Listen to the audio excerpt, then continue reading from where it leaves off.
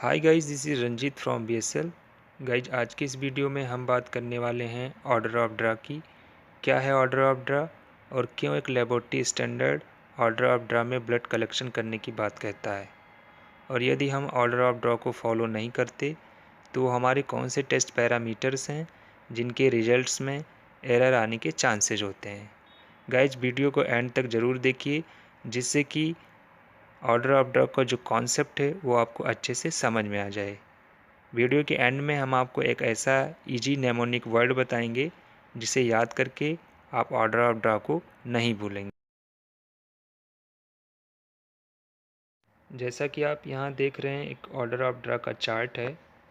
Chart में बहुत सारे ट्यूब्स के कैप दिए हुए हैं और इन कैप्स को देखकर आप ये गेस कर सकते हैं कि वो कौन सा वाला ट्यूब है। जैसे फर्स्ट नंबर पे आपका ब्लड कल्चर बॉटल है, जिसमें हम ब्लड कल्चर का सैंपल कलेक्ट करते हैं। सेकेंड नंबर पे आपका लाइट ब्लू कैप है, जो कि सोडियम साइट्रेट ट्यूब का है। इसमें हम कोagulation स्टडी के सैंपल कलेक्ट करते हैं। थर्ड नंबर पे आपका रेड कलर का कैप है, जो कि सीरम ट्यूब है। इसे हम बायोकेमिस्ट्री, सेरोलॉजी, इम्यूनोलॉजी के लिए यूज करते हैं। फोर्थ नंबर पे आपका ग्रीन ट्यूब है, जो कि हेपेरिन ट्यूब है। ये दो तरीके का होता है, sodium heparin and lithium heparin. ज़्यादातर इसका यूज हम अमोनिया का सैंपल कलेक्ट करने के लिए करते हैं। फिफ्थ नंबर पे आपका लेवेंडर कलर का कैप है, जो कि ईडीटीए ट्यूब है। इसे हम हेमाटोलॉजी और ब्लड बैंकिंग में यूज करते हैं। सिक्स नंबर पे आपका ग्रे कलर का कैप है, जो कि फ्लोराइड ट्यूब है। इसमें हम ग्लूकोज एस्टिमेशन के लिए ब्लड कलेक्ट करते हैं।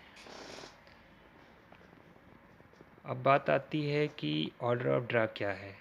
ऑर्डर ऑफ ड्रा का मतलब ये है कि आपको जो भी सैंपल कलेक्ट करना है, आपको इसी ऑर्डर में कलेक्ट करना है। मीन्स कि सबसे पहले आपको ब्लड कल्चर बॉटल में ब्लड डालना है, देन आपको सोडियम साइट्रेट ट्यूब में, फिर आपको रेड ट्यूब सीरम ट्यूब में ब्लड डालना है।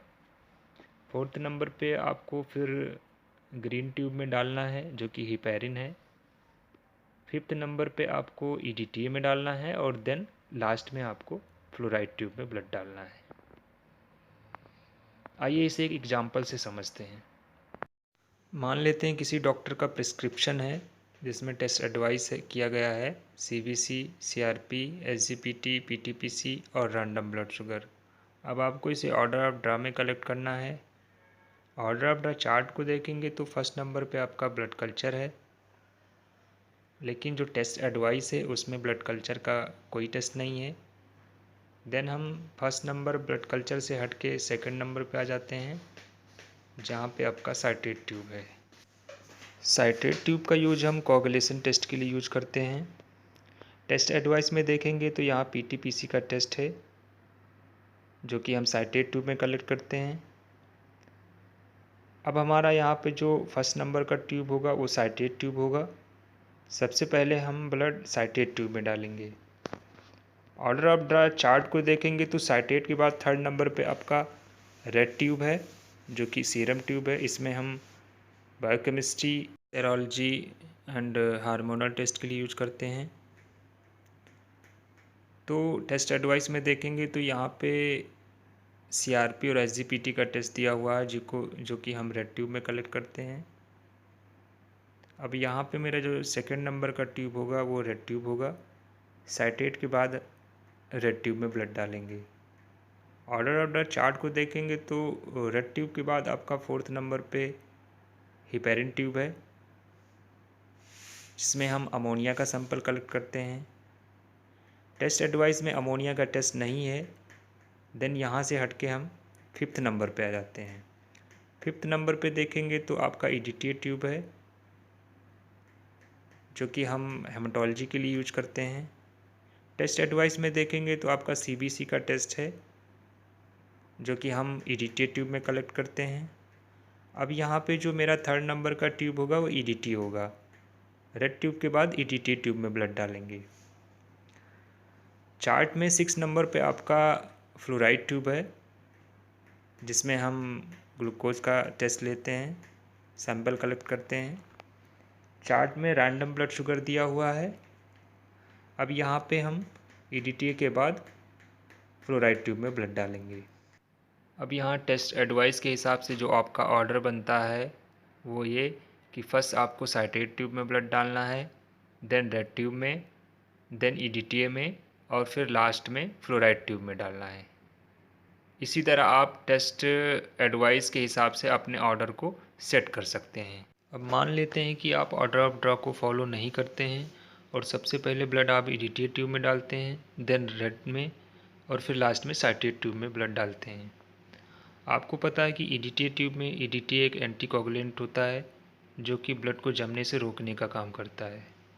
EDTA एक कैल्शियम चेलेटिंग एजेंट है जो कि ब्लड से कैल्शियम को रिमूव कर देता है, जिसकी वजह से हमारा ब्लड नहीं जमता है। और जब भी आप सबसे पहले ब्लड EDTA ट्यूब में डाल रहे होते हैं तो आपकी नीडल EDTA से कंटामिनेट हो सकती है, और देन आप जब रेड ट्यूब में ब्लड डालते हैं तो यही कंटामिनेशन आपके रेड ट्यूब वाले ब्लड को भी कंटामिनेट कर देती है।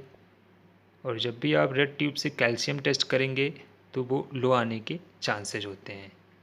इसी तरह और भी टेस्ट हैं जैसे अल्कलाइन फास्फेटेज, मैग्नीशियम, जिंक, ये भी टेस्ट EDTA की वजह से अफेक्टेड होते हैं। और EDTA ट्यूब को देखें तो उस पर K3 EDTA लिखा रहता है। K means potassium.